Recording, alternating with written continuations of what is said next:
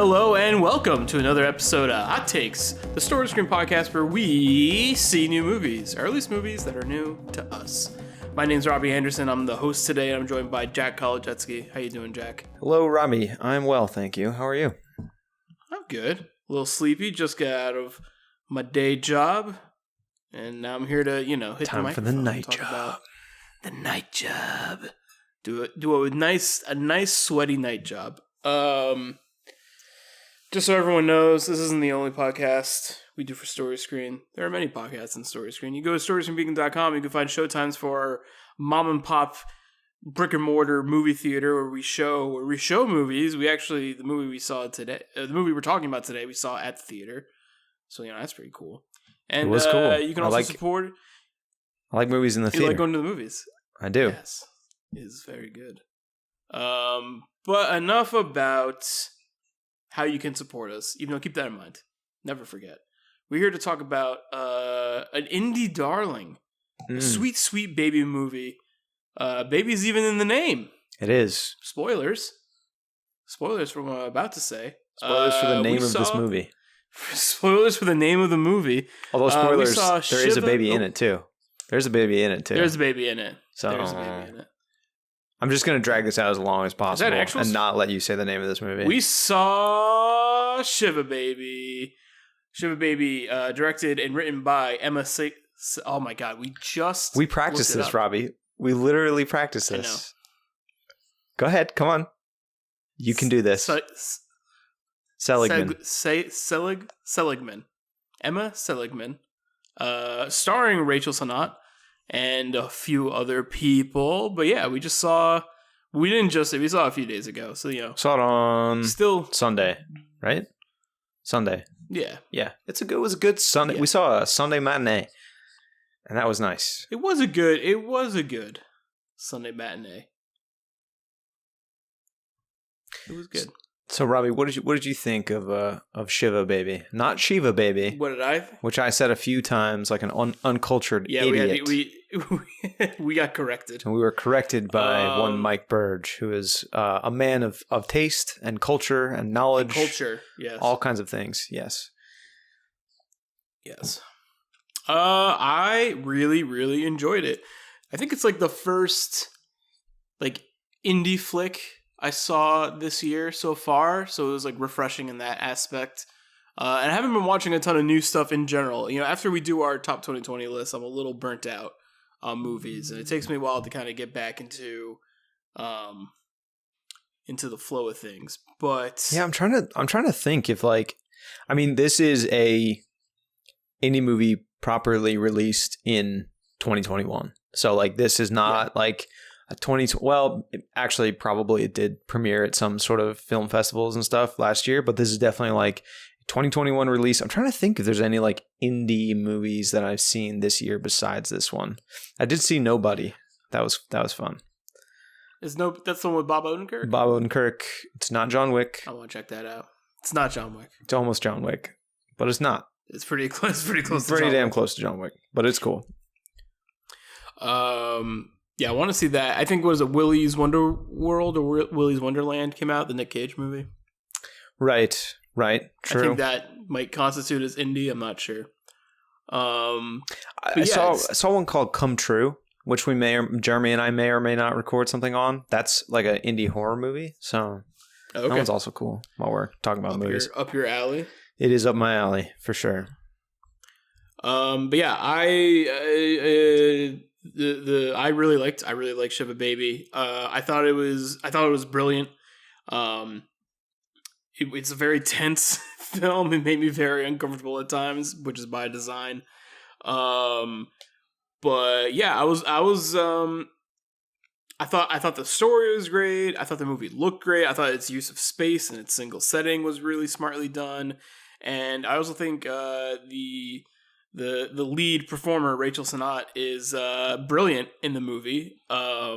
Everything her face does is great. Yeah. And she's a lot of really subtle acting in that movie that's very, very cool. But yeah, I thoroughly enjoyed it. Jack, what do you think? I really liked it too. I had been told prior to going into this movie that there was some kind of similarities to Uncut Gems, which obviously was definitely appealing to me. And I think both of us like kind of knew the lead a little bit just from like seeing their posts and stuff on Twitter. She's Rachel like Sennott. a social media powerhouse. She's one of those people that like I saw this movie was coming out, looked her up, and then recognized like her Twitter icon. I was like, oh, I've definitely seen posts from this person before. And they're pretty funny on Twitter. So, but going into this, I expected it to be, you know, the like Uncut Gems style of anxiety-inducing kind of movie, and I think this movie definitely nails that. It's listed on IMDb as a comedy, which I do think there is definitely like comedic moments in this movie, and it can be funny. Both of us were laughing out loud multiple times. Oh yeah, I think the movie is hilarious, but it's a thriller at times. Very tense. The way I've been like telling people or describing this movie to people is that this is a social horror movie in the vein of something like Krisha. Like it is, there's nothing supernatural about it. There's nothing violent about it. It is literally just a person who is in a social gathering that they do not particularly want to be at, which I think we can all relate to, with people who they have, let's say, uncomfortable relationships with. And the movie's tension is all about like them being at this place, interacting with these people, and also, you know, just being someone in their 20s who is pursuing more creative endeavors, dealing with like, you know, the weight. It is a family gathering. It's a Shiva, so Jewish funeral. So it's like all of that kind of, it's just a lot of, I think, strong characters kind of bouncing off of each other in a small, very claustrophobic sort of space, which also, you know, after dealing with a year of COVID is something that's inherently uncomfortable to watch, I think. It adds another layer to it. But it definitely, like, there were moments in this movie that are panic attack inducing, I would say, and that is what the movie is going for. I think it's very effective in that, and I think Rachel Sennott is really a fantastic lead here, and there's a lot of good supporting cast as well. And I think it's also very tight. It's 77 minutes, which is like one of the shorter movies I've seen recently, but it feels so much longer, not in a bad way, but just like in the way that like, oh my goodness, I want her to get out of here so badly. And every minute that she is not getting out of there is just like, you can feel the tension increasing.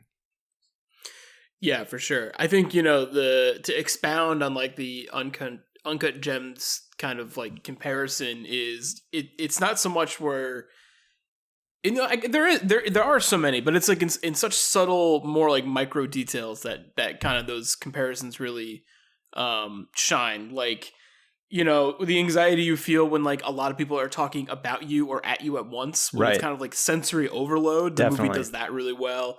Although maybe not as manic as Uncut Gems. Like I find Uncut Gems to be manic pretty much the whole way through. I think this movie has more of a tension build throughout it. It gets more intense as it goes along. Whereas Uncut Gems, you know, they're in the jewelry shop and there's four different conversations going on at once, 3 different cell phones ringing at the same time. It's not quite to that level. It's a little more low key, but I think that comparison is fair. Yeah, and I think the movie, from like a cinematic point of view, from like a visual, like cinematic language point of view, like really handles claustrophobia in a really like interesting way. And yeah, I think, you know, even if you've never been to like a Shiva, or you've just been to like a regular funeral or what have like you, literally like any family gathering with a lot of people in a small space. And you may not like, you know, want to be there, or you feel like the black sheep of the family. A lot of like some of my family events, I'm like the weirdo who goes there, right? And also like I am still a barista and have like a movie podcast, so it's a lot of people like talking at you, asking what you do, and then they're judging you, and then you're just like, I guess I'm just fucking here now. It's like, yeah, I make $20,000 a year. I'm poor. Yeah. Yeah. What do you want to know? What more do you want to know about me? Oh, so everything's what's weird. what's a podcast? You talk about movies with your friends? It's like radio. Who's your girlfriend? Oh, you're on the radio? What's the Oh. what's the channel? What's the frequency? I'd love to listen to your FM radio or program. FM or AM? Oh, I only have AM. I'm sorry. But yeah, so I definitely like can relate to those feelings. I think it captures that essence quite well. Yeah. I mean, I like my family, but there are definitely some family gatherings where I'm just like, I just don't have the energy for this, guys. I'm sorry, I gotta go. Yeah, I mean, too many people is too many people. Exactly. And I think, and like what you mentioned earlier, like we're more sensitive to that because we're just kind of coming through the COVID tunnel. It's probably still in the COVID tunnel. We're still in it, but we're closer to the light than we have been in a long time. That is true. But yeah, seeing just people just so close together and just talking, and there's a lot of talking like, in each shots other's of, like, people faces, eating food. Yes. And it's just like, I hate this. And people just bumping into each other and turning around and seeing your great aunt twice removed that you haven't talked to in 10 years that you don't really, and now you have to. Yes, it nails all those things. And I think all those things contribute to just like the level of tension that this movie communicates, I think, really effectively. Yeah. And I also like that, and in another comparison to Uncut Gems on the protagonist level, Adam Sandler's character in the movie, like there are times where you're just like, oh man, he's getting fucked over. And then other times where you're just like, Adam Sandler, stop doing this. You're doing this yourself. Yes. Yeah. The push and pull of like being anxious for a character because like they're vulnerable and then being anxious for a character because you're afraid of what they're going to do.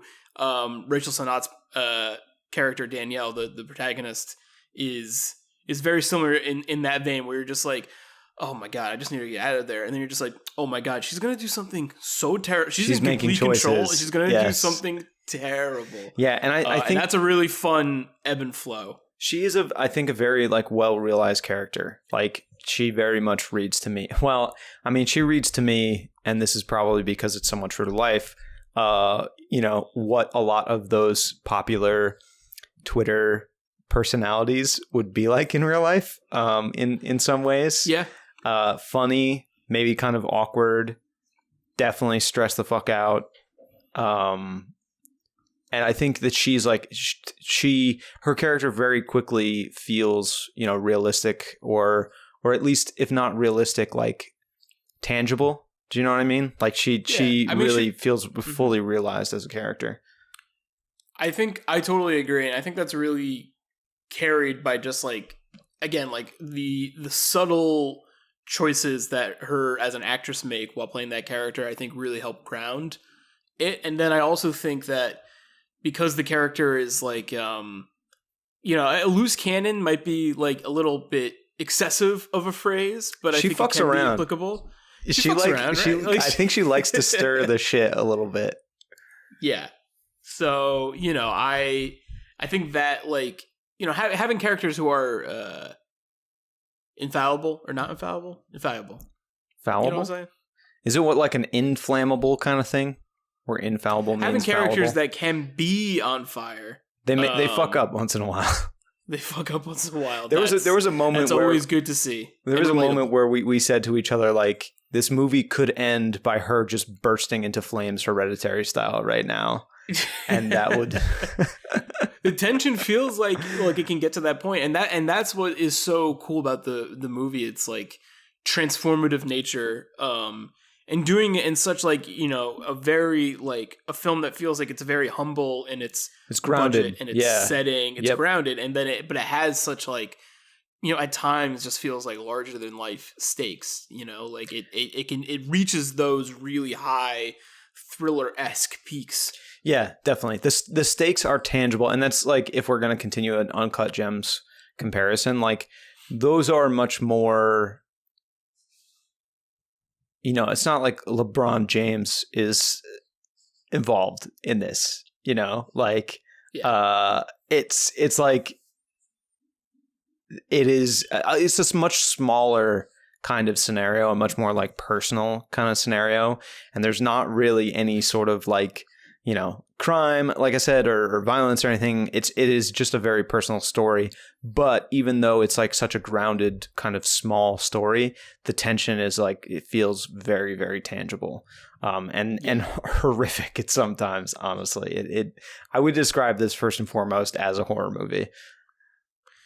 If it's not like, billed as a horror movie, it certainly gets there by the end, right? I think it really flexes on those things that like structurally can hang out with horror definitely by the end of the movie, It makes me feel the way I wish more horror movies made me feel. It gives it the heebie-jeebies. That's it made me feel bad in a way that was fun, that I like, because I'm a masochist, I guess. But even like, the supporting cast, like, maybe not a ton to say about them individually, but they do really help, be all these foils to Danielle, and kind of, be just different elements to with her on this kind of like roller coaster, whether they're, her mother, who's like very is like a bit of the problem but also a bit of the solution at times, like Polly she kind of Draper. puts her in these really, she feels like a real person too, she's in that like she's a mom, and she's like a little bit overbearing sometimes, a little bit, trying to give her advice, trying to like do the right thing, but a lot of time giving that kind of like very generic advice that is not helpful in the situation at all. And then Fred Melamed as her father, who's like super, like, just not he just doesn't know what's going on, and he like almost doesn't like get the social cues of when it's just like, hey, Dad, these people don't want to talk to us. Dad, we gotta get the fuck out of here, man. Yeah, we gotta leave. It's like, I don't know, maybe we should keep talking. He's like always, it's fun. Well, more so like, mom, I gotta leave, and she's like, well, if you can drag your father away, good luck. But yeah, I've definitely fucking been there. Fred Melamed is such a good character actor, and is like the perfect, like, we need somebody to be a Jewish dad. He like nails that role so well.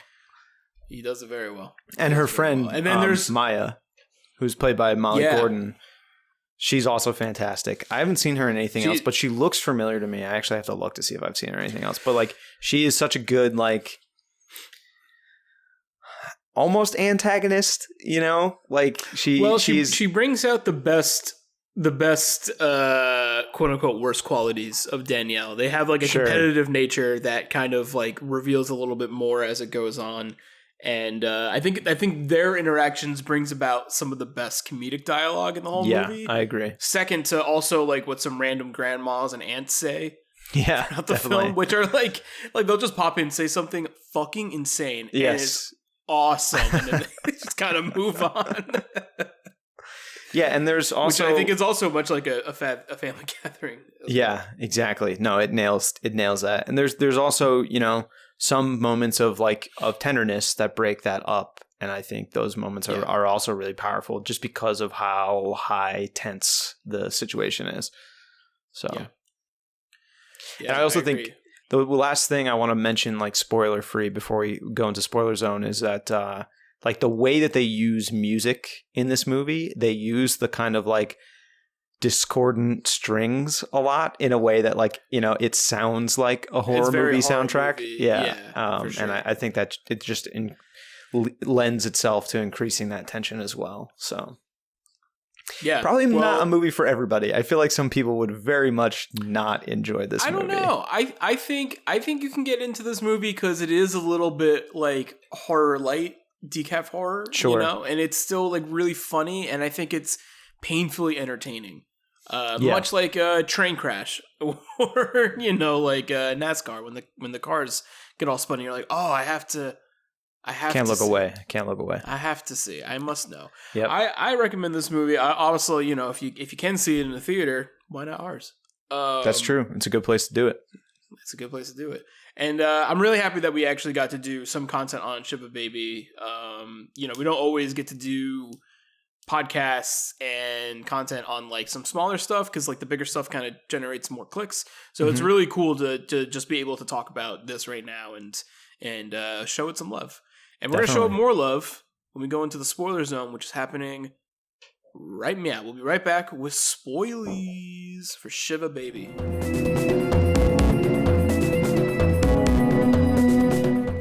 Hey guys, Mike Burge popping in here real quick to tell you about a really cool business that you should definitely be supporting, whether you live in the immediate Hudson Valley area or not. It's called Dark Side Records. It's an absolutely fantastic place that you need to check out immediately. They sell everything. Anything that's cool, they got it. They're not just records, they got CDs, they got cassette tapes, they got all of the music stuff that you want to do, but they also got really cool t-shirts, they got great CBD supplement options, and they got that dank glassware. You know what I'm talking about. It's for tobacco use, but we don't have to lie about that anymore. We don't have to lie about it in New York and be like, oh, this is just for like tobacco use only. I'm going to just use this. You can use that shit for absolutely anything. You can use it for anything that you want. If you want to smoke, oregano in it, you can do that. Don't smoke anything that's going to hurt you or be really bad for you. Like, don't do that. Anyway, they have that stuff. They also got DVDs, Blu-rays. Did I mention vinyl? They also got VHS tapes, laser discs. I kind of go there to check that stuff out. It's where I get my record player fixed. It's where I get my VCR fixed. Dark Side Records, friends of the show. Absolutely fantastic. They have their own podcast as well. They got 2 of them, actually. I've actually guested on them before. It's an absolutely fun business to support. You can check more stuff out by going to darksiderecords.com. You can order online and have it delivered to you wherever you live in the world. Pretty sure they'll just get it to you. And if you live in the immediate area, they are at 611 Dutchess Turnpike in Poughkeepsie. They're fantastic. Again, that website is darksiderecords.com. Visit it, check it out, see if you like it. Drop on in and see them. They are open all the fucking time. I mean, these guys wreck it. I know they're open 7 days a week, essentially 10 a.m. to 8 p.m. I think they have different hours on Sunday. Oh, I do know that they do because I have it written right here in the copy. They're open 11 a.m. to 6 p.m. on Sunday. Right now with the health and safety stuff, they're doing masks are required. All the staffs are wearing masks. Staffs are required to disinfect surface areas between visits, and there's dividers at checkout. I have gone there multiple times after the start of the pandemic, and all these different regulations and guidelines are in place. I feel completely safe. They got that little hand sanitizer squirt bottle right at the front door. I use it when I'm coming in, and I use it as I'm going out. Gonna kill whatever I'm bringing in, and I'm not taking anything out with me.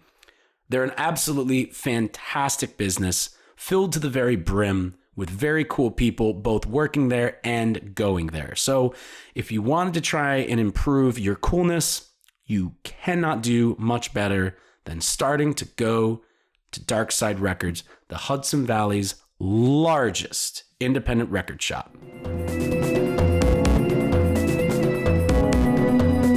And we're back with spoilies for Shiva Baby.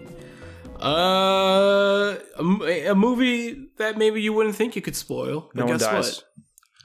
No one dies. Well, I mean, they're at a funeral, ironically enough. Someone died. Oh, you should see that lightning?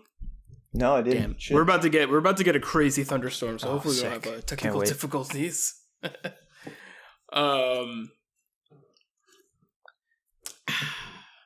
Yeah, so they're at a funeral. No one dies except for the person before the movie begins. Who, it's funny because But, Danielle is not even 100% sure who, like, she has to ask her mother Who it is. multiple times who dies. And it's that kind of Yeah. like, that and sets it's the not tone. clear still. Yeah, that sets the tone of the, like, I'm dragged here by my parents. I don't really want to go here. There's going to be a lot of family that I haven't seen in forever who's going to be asking me too many intrusive questions about my life that I don't really feel like comfortable asking. Yeah. Like, what's your job? Do you have a boyfriend? Like, all that bullshit. She is also working through a relationship that she had with Maya, who is someone she grew up with, who there's tension with, which I like how the movie never really, like, there's no, like, event that they're talking about that, or, like, that they point to for, like, why They kinda there's just tension drifted between. apart, right? Exactly, which is, like, also something I think is handled well in the way that, like, you get older, you have relationships with friends that you grew up with that, like, you just sort of drift apart. You go to different colleges, you start your life, and, like, there's a tension there. Even if nothing, like, bad happened between you, there's that, like, oh, you never text me. Oh, you never text me either. Like, that kind of, like, you just sort of grow apart, and it creates that kind of, like, awkwardness. I think, Yeah, I think their relationship is another like it's an interesting element that's kind of just like thrusted into the movie where you're just like it's like an interesting ingredient you wouldn't expect. Yeah. A jalapeno pepper in this stew, I would not even imagine. But I think, you know, it's interesting to talk about kind of like the kind of like layers of anxiety that's happening, and I think the first big one is, or like, you know, there's other ones before we get to this moment, but the first big one is realizing that a character you see her sleeping with in the very beginning of the movie is also at this funeral At the Shiva, and you're like, this is like, I was like, all right, so this is like kind of like, at this point you're just like, how can it get any worse? Which I felt like a complete idiot, because it took me a little bit of time before I realized, like, oh, that's the same guy. Because like in that first scene where she's like, he looks way different. He looks very different. I think it's just the lighting is very different. The lighting is like his face is very shadowed. So I don't think you get like a really clear look at his face. And he's wearing glasses. Yeah. He's wearing glasses. Yeah. And his hair is a little messy because he has like sex head, you know. Right. Bed. I guess you could still call it bedhead. I call it a sex head. Patent that. Well, they were not having sex in office. bed, I suppose. So they were having sex on a couch. I want to get specific about it. But yeah, so and spoilers. It's alluded to in that scene, and then, well, it's more than alluded to in that scene, but like he is paying her for this sex. So she is like a sex worker. Right. And then, yeah, he turns up at the Shiva as well. And that is with his wife and daughter, who it seems like Danielle did not know about. Yeah, I mean, I think it's like the way that the... I'm going to have to close the window because this thunderstorm is going out of control. Sorry. Yeah, yo, it's happening. Just give me 1 second. I'll fill the time. Yeah, for the listener who doesn't know, you're getting the hot spicy tea. It is raining a lot. There's a lot of lightning. I feel like my internet is going to go out 100%. But you know, we're going to get there. We're going to get there. We're going to deal with it. It's coming down. Cats and dogs. Yes. We get some thunder in the background of this podcast, maybe. Yeah, very ominous. So like the IMDb synopsis describes the film as like she sees her sugar daddy at a Shiva, and it's like, I mean, well, you know, is like, is she like well, I mean, there's like, you know, the sugar baby sugar daddy relationship is like, you know, it's still like, I think, a sex working relationship, but it's like a little different, you know. There's like it's a different sect of that kind of work. I mean, this is directly, explicitly like she has an app for sex work kind of thing. Yeah, I guess that's true. Although I think that app might have been called Sugar, so you know, there you go. I mean, I'm sure there are apps or websites that are dedicated to linking up sugar babes with sugar dads or zads. There's an app for that, I'm sure. Of course. There's an app for that. But yeah, so I think one of like even the more like, so, you know, you see, and she's very affected by seeing this dude with his wife and with the kid, and you know, that's very interesting because like it's like that character could easily just be like, it's just work, I don't really care, but she's very like emotionally affected by it, and I think that's a very interesting choice. I think it's a choice you have to make for this movie to build the tension. Yeah. To have this character give a shit. But I think it's a choice nonetheless that I find very interesting. And I think there's subtlety there in both the writing and the acting of that relationship. I think there's subtlety in the writing and the acting, and pretty much like the three main relationships I think are the ones with her and her mother, her and Maya, and her and I don't actually remember the character's name of the guy, Max. Yeah. Yeah, and they do all this. They accomplish all this in a very short amount of time. Yeah, for like a 77-minute movie, I think they do flesh out a lot of those characters really well.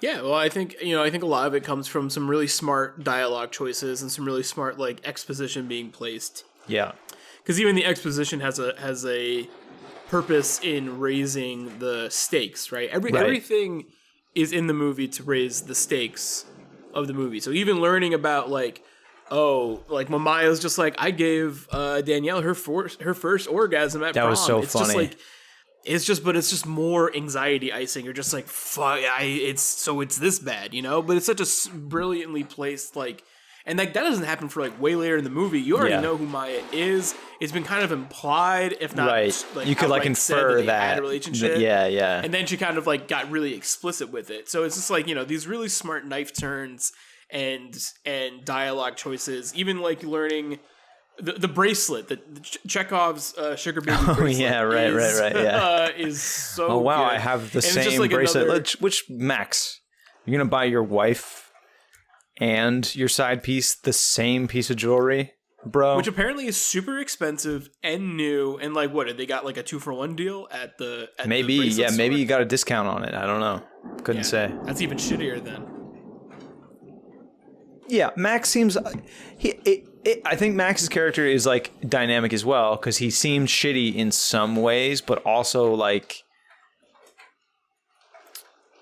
he has he clearly has feelings for Danielle. Yeah. That are genuine, whether or not they are well placed or the right choice. They have chemistry, right? Yeah, like, definitely. You know. Well, some. Even that when first scene is a little uncomfortable. Like Danielle seems ready to leave shocked. that scene. Yeah. But even you know, there are moments where they're like by themselves, and you can kind of be like, I can see how you guys vibe. Yeah, exactly. This is a bad time, but like I can see how you guys vibe, and it's also funny that the whole family knows that she hooked up with Maya. like they're like no funny business with Maya. Yeah, it's like yeah. It's so in that. I guess that's another thing. Like she's so exposed in this movie because it just seems like her whole family just knows her business. You know, Right. Well, not her business, but some of her business.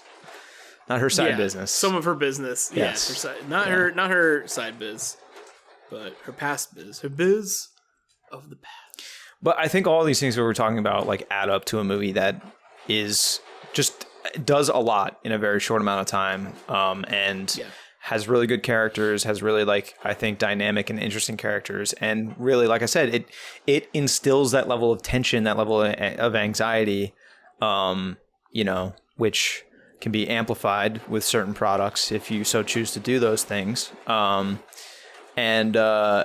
It like at the peak of those anxiety moments, you know, like at the peak of like, for me, it was when she loses her phone after she had sent a topless picture to Max. Just because I think this is what I was alluding to before. Like she likes to just fuck around. I think she likes to kick the hornet's nest a little bit.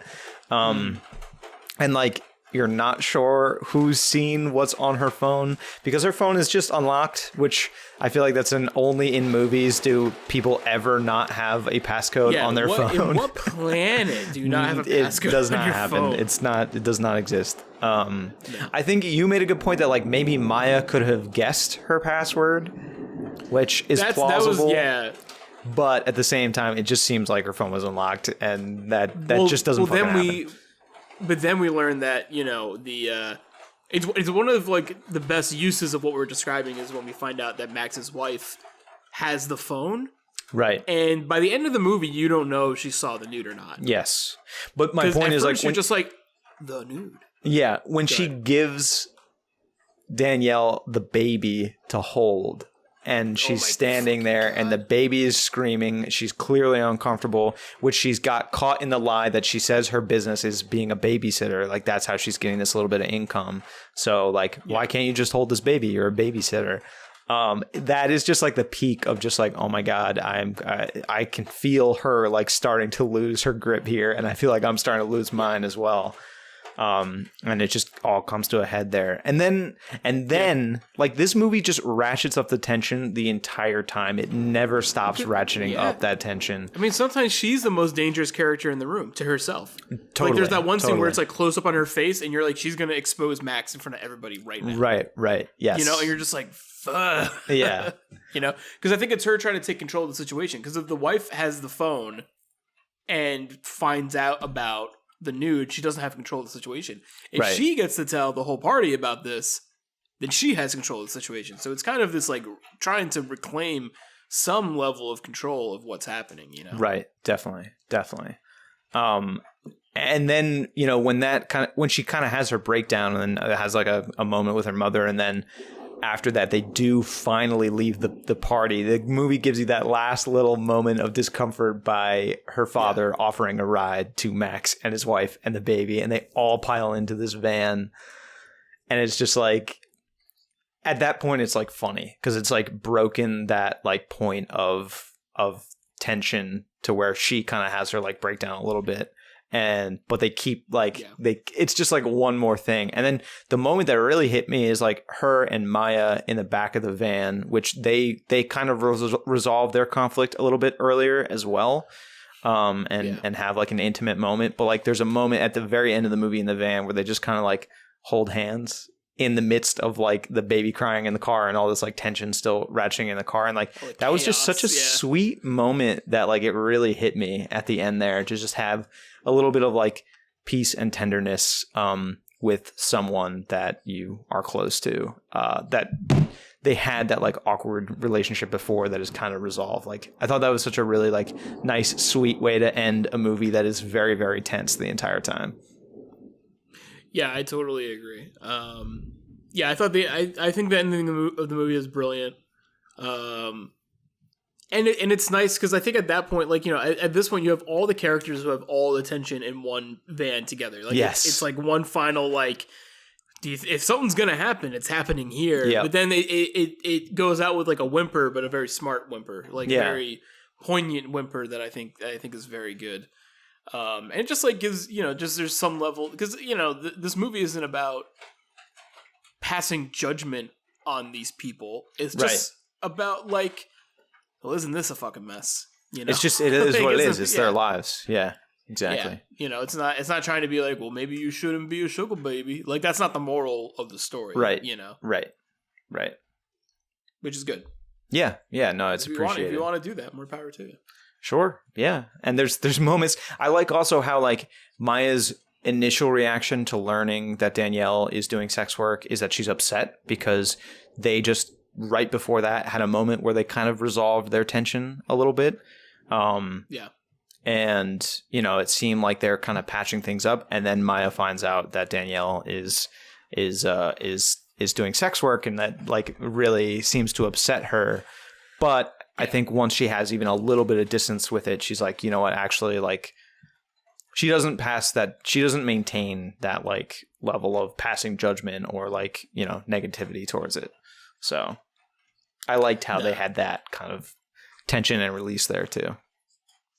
Yeah, it's good. A lot of really good moments of dialogue, good like volleys between characters. Yep, good details.